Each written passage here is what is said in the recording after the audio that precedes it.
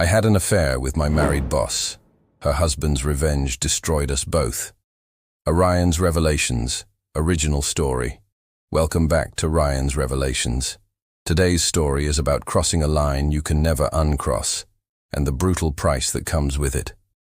If you've ever wondered what happens when loneliness meets opportunity and guilt meets desire, stay with me.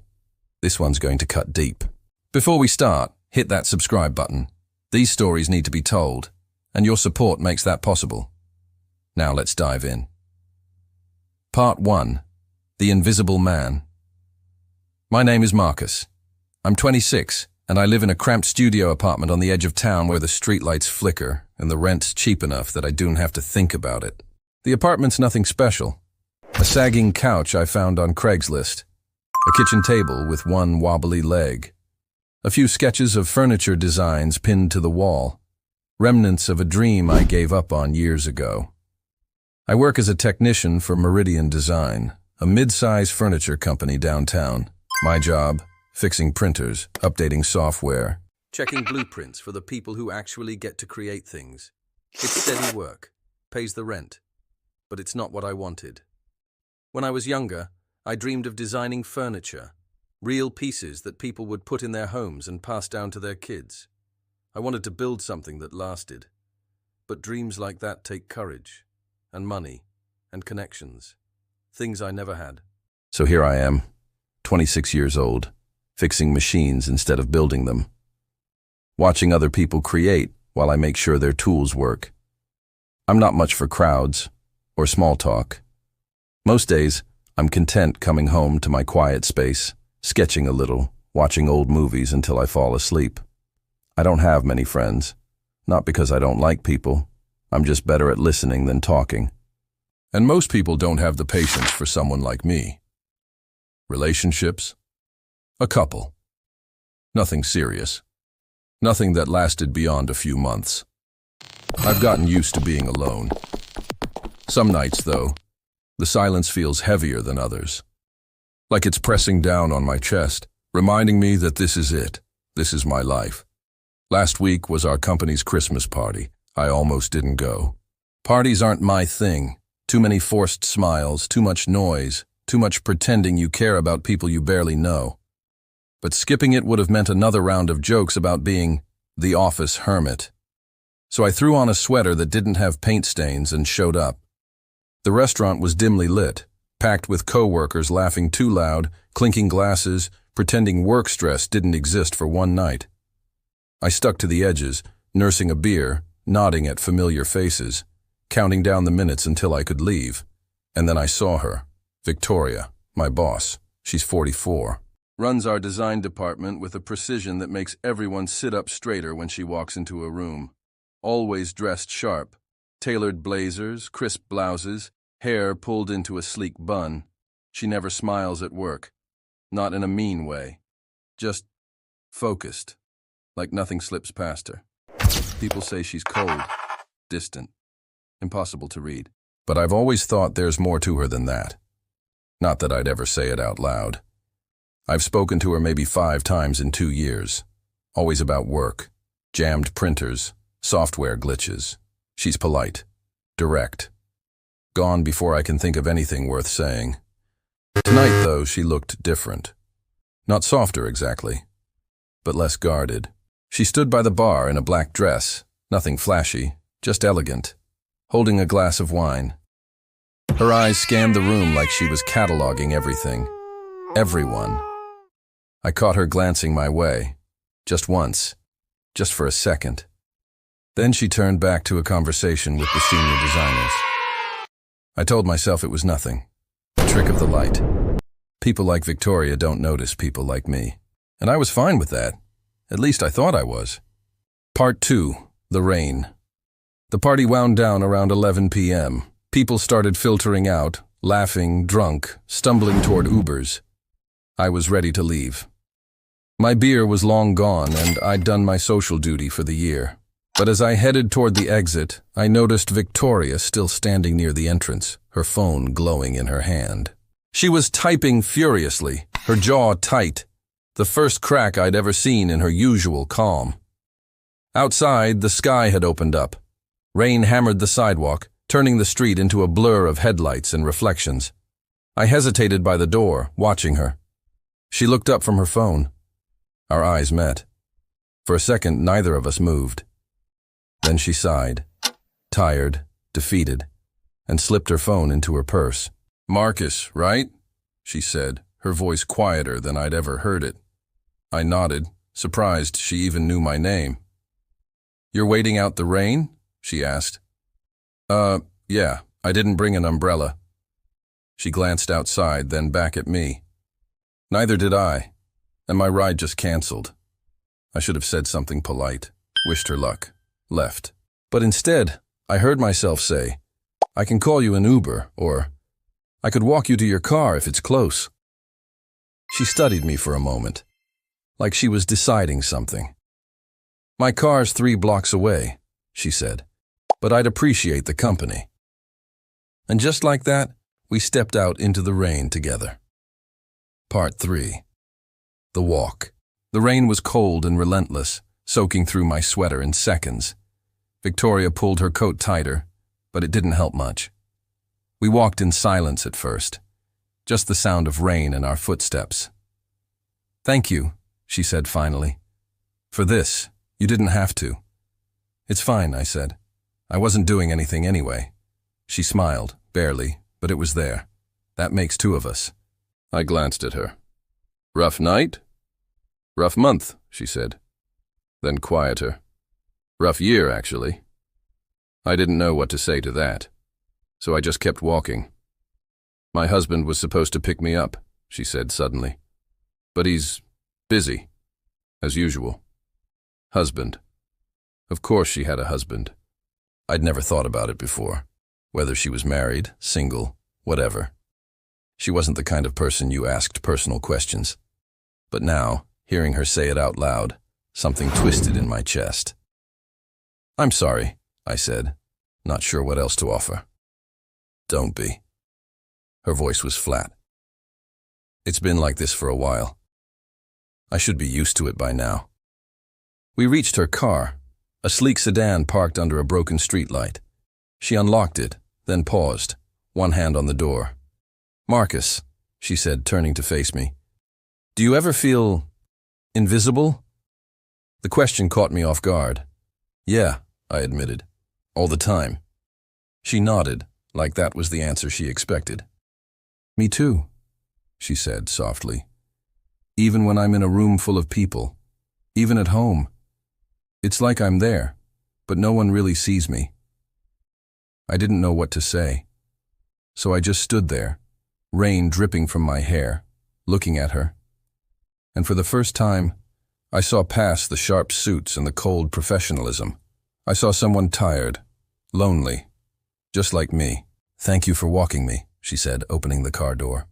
"You're kind. I don't meet a lot of kind people." "Anytime," I said, meaning it more than I should have.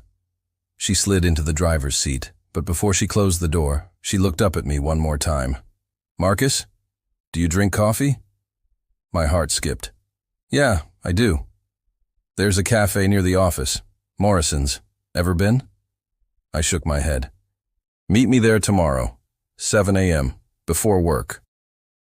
It wasn't a question, but it wasn't quite an order either. "Okay," I said. She smiled, real this time, and closed the door. I stood in the rain, watching her taillights disappear, and I knew, deep down, that I'd just crossed a line I couldn't uncross.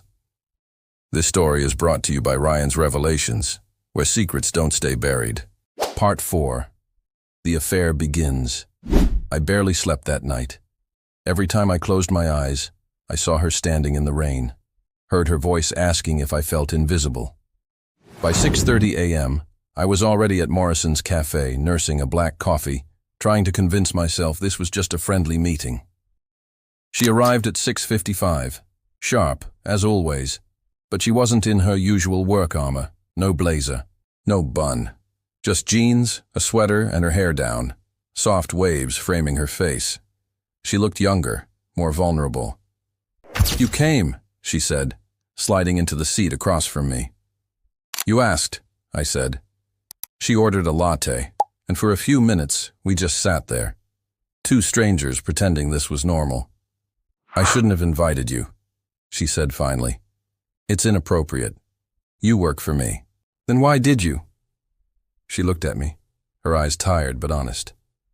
Because last night was the first time in years I felt like someone actually saw me. Not as a boss, not as a wife, just me. My chest tightened. I see you, I said quietly. She reached across the table. Her hand covered mine, and I didn't pull away. Part 5. The Secret. It started with coffee. Every morning at 7 a.m. before anyone else got to the office. Just the two of us, talking about everything and nothing. She told me about her marriage. 20 years with a man who stopped seeing her as anything but a fixture in his life. Someone to manage the house, host dinners, look good at company events. He hasn't touched me in 2 years, she said one morning, staring into her coffee. Not a kiss, not a hug, nothing. It's like I'm a ghost in my own home. I told her about my life, the dreams I'd given up, the loneliness that followed me everywhere. You're not invisible, she said, her hand finding mine across the table. Not to me. And that's how it started. One morning, instead of going to work, we drove to a hotel on the edge of town. Neither of us said much. We both knew what was happening, and we both knew it was wrong. But when she kissed me in that hotel room, all I felt was wanted, seen, alive, for the first time in years. Part 6. The Double Life. We fell into a routine, coffee before work, stolen hours in hotel rooms during lunch, late-night texts when her husband was asleep. At the office, we were professional, cold even. She was still my boss. I was still just the technician. But in private, we were something else, something neither of us could name. I should feel guilty, she said one afternoon, lying beside me in a motel room with peeling wallpaper and a flickering TV. Do you? I asked. She was quiet for a long time. Not as much as I should. I didn't feel guilty either, not at first. Because when I was with Victoria, I wasn't invisible anymore. I mattered. But guilt has a way of creeping in. Slow at first, then all at once. Every time she mentioned her husband, James, his name was, I felt it, a knot in my chest. Every time I saw her wedding ring catch the light, I wondered what the hell I was doing. But then, she'd look at me with those tired, grateful eyes, and I'd push the guilt down. Tell myself this was different, that we needed each other, that it wasn't hurting anyone. I was wrong. Ryan's Revelations reminds you, every lie has an expiration date. Part 7. The Husband. I met James exactly once. It was 3 months into the affair. Victoria had invited me to a company gala, not as her date, obviously, but as part of the tech team supporting the event. I was setting up a projector in the banquet hall when I saw him. Tall, silver hair, expensive suit. The kind of man who looked like he owned every room he walked into. He had his hand on Victoria's lower back, guiding her through the crowd. She smiled at people, played the perfect wife. But I could see it. The distance in her eyes. The way her smile never reached them. James didn't notice, or didn't care. He introduced her to colleagues, laughed at jokes, checked his phone constantly. And Victoria stood there, invisible beside him. At one point, his eyes landed on me.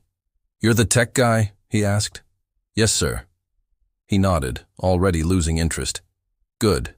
Make sure nothing crashes tonight." That was it. 30 seconds of interaction. And in that moment I understood. He didn't see her, not really. To him, she was just part of the scenery. But to me, she was everything. And that's when I made my biggest mistake. I let myself believe I could save her. Part 8. The Slip. It happened on a Tuesday. Victoria and I were at our usual hotel. She just told me she loved me, the first time either of us had said it out loud. I said it back, Meant it. We were getting careless. Too comfortable. Too convinced we were invincible. Her phone buzzed. A text. She glanced at it, frowned, and typed back quickly. "James?" I asked. "No, my assistant. About tomorrow's meeting." But she was lying. I could tell. And that's when I realized, if she could lie to me, she was probably lying to him too. We were built on lies. All of it. The phone buzzed again. She ignored it, but it kept buzzing. Finally, she picked it up. Her face went pale. "What?" I asked. She didn't answer, just stared at the screen. Then she showed me. A text from James. "I know about Marcus. We need to talk, now." Part 9, The Reckoning. Victoria left the hotel in a panic. I sat on the bed, numb, staring at the wall. He knows. How? When? How long had he known? My phone buzzed. Unknown number. I answered. "Marcus?" A man's voice. Calm, cold. "Who is this?" "James, Victoria's husband. We need to meet." My blood turned to ice. "I don't think..." "I'm not asking." He gave me an address, a bar downtown. 1 hour. Don't make me come find you. He hung up. Part 10. The Truth. James was already there when I arrived, sitting in a corner booth, a glass of whiskey in front of him. He looked calm. Too calm. I slid into the seat across from him, my hands shaking. "Relax," he said. "I'm not going to hit you." "How long have you known?" I asked. 3 weeks. My stomach dropped. "I hired a private investigator," he continued. "Followed her. Got photos. Timestamps. Hotel receipts. Everything." He pulled out his phone, slid it across the table. Photos of us, entering hotels, leaving together, kissing in parking lots. "Why are you showing me this?" I whispered. He leaned back, studying me. "Because I want you to understand something, Marcus. You think you're special? You think you're the first?" I blinked. "What?" He laughed, bitter, hollow. "Victoria has done this before. Twice, different guys, same story. She gets bored, finds someone lonely, someone who will worship her. Then she gets caught, and I take her back." I felt sick. "Why?" I asked. "Why do you stay?" "Because I own half of Meridian Design," he said. "And if we divorce, she gets half of my half. She's smart enough to know that. So we play this game. She cheats, I catch her, we pretend to work through it. Repeat." He finished his drink. "But here's the thing, Marcus. I'm tired of the game, so I'm ending it. My way." "What does that mean?" He smiled. "You'll see." Part 11. The Fallout. The next morning, I was fired. An email from HR, effective immediately. Inappropriate workplace conduct. Victoria was placed on administrative leave pending investigation. James had sent the evidence to the company, every photo, every hotel receipt. But he didn't divorce her. Instead, he leveraged the scandal to force her out of the company entirely, made her sign an NDA, kept her reputation intact publicly while destroying her career privately. And me? I became the story. The young technician who seduced his married boss. It didn't matter that it wasn't true. The narrative was set. I couldn't get another job in the industry. My name was poison. Victoria tried to reach out, texted me, called. I blocked her. Because James was right. I wasn't special. I was just another lonely guy she used to feel alive. Epilogue. 6 months later. I'm 27 now, living in the same shitty apartment, working at a warehouse loading trucks. My dreams of designing furniture, gone. My career, destroyed. My self-respect, still trying to find it. I heard through the grapevine that Victoria and James are still together, still playing their game, and I'm just a footnote in their story. The affair taught me something. Loneliness makes you stupid. Makes you believe you're special when you're just convenient. Victoria wasn't my soulmate. She was a married woman looking for an escape, and I was desperate enough to provide it. The price? Everything. A message from Ryan's revelations. Marcus's story is a brutal reminder. Affairs don't happen in a vacuum. They destroy careers, reputations, and futures. Was Victoria wrong? Yes. But so was Marcus.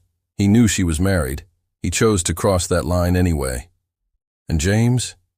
He played the long game, waited, watched, then struck when it would hurt the most. The lesson: if someone's willing to cheat with you, they're willing to cheat on you. And the spouse you think is clueless? They might know more than you think.